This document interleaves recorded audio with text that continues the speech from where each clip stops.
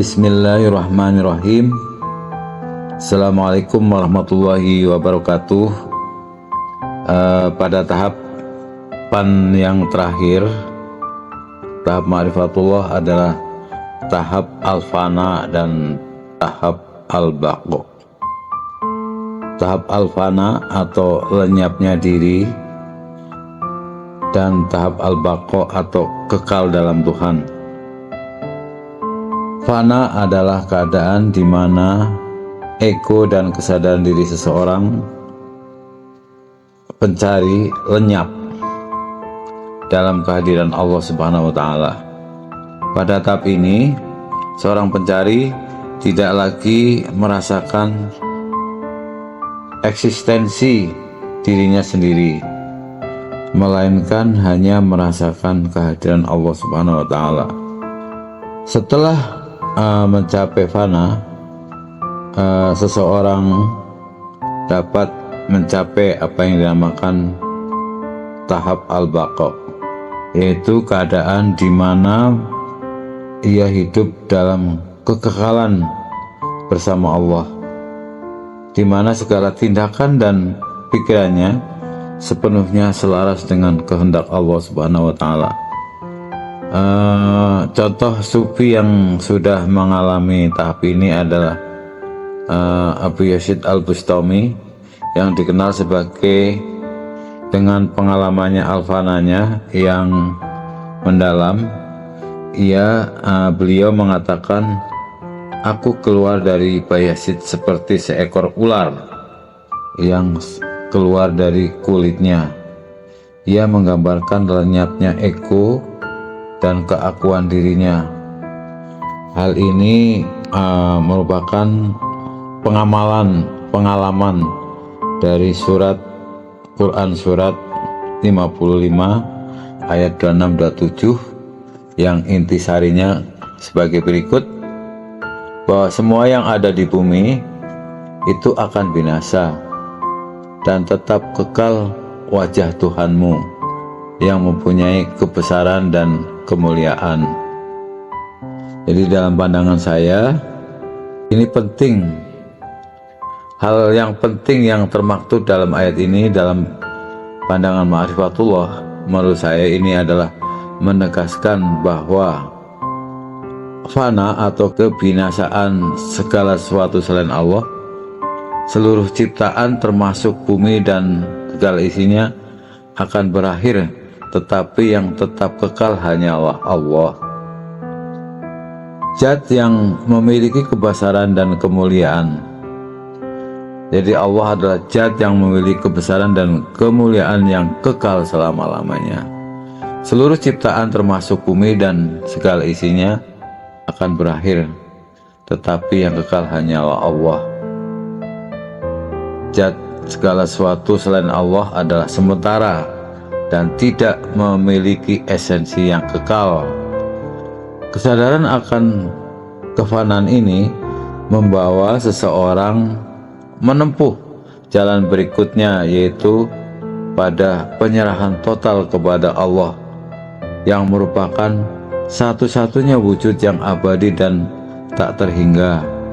Segala sesuatu yang ada hanyalah refleksi dari kebesarannya, dan tujuan tertinggi seorang hamba adalah mencapai kesadaran penuh akan kehadiran dan keabadian Allah dan meninggalkan segala sesuatu keterikatan tentang keduniaan. Itulah yang dikatakan sebagai tahap baqo ya. Jadi baqo itu adalah kelanjutan dari tahap fana, perkekalan. Kalau udah baqo itu adalah perkekalan dalam zat Allah. Jadi para pemirsa yang budiman, jadi tahapan-tahapan perjalanan menuju ma'rifatullah adalah prosesnya cukup panjang dan melibatkan berbagai tahapan yang harus dilalui seorang pencari, mulai dari kesadaran, tobat, waro, juhud, cinta kepada Allah, yaitu cinta murni, Kemudian setiap tahap membawa seorang salik lebih dekat kepada Tuhan.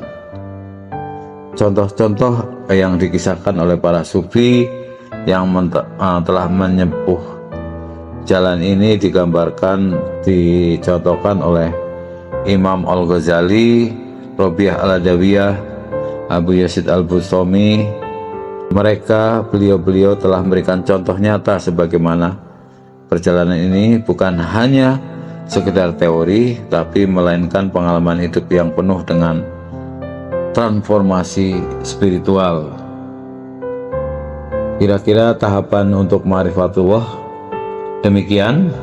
Untuk lebih jelasnya, para hadirin, para pembaca YouTube yang budiman, mungkin bisa dilihat dari buku kami, yaitu kami memiliki sebuah buku, yaitu Perjalanan Spiritual Menuju Pengalaman Diri yang Sejati, sebuah karya spiritual yang bisa menjadi acuan bagi para pencari kesejahteraan diri, yang di dalamnya merupakan isi dari perjalanan seseorang menuju tahap ma'rifatullah yang sejati.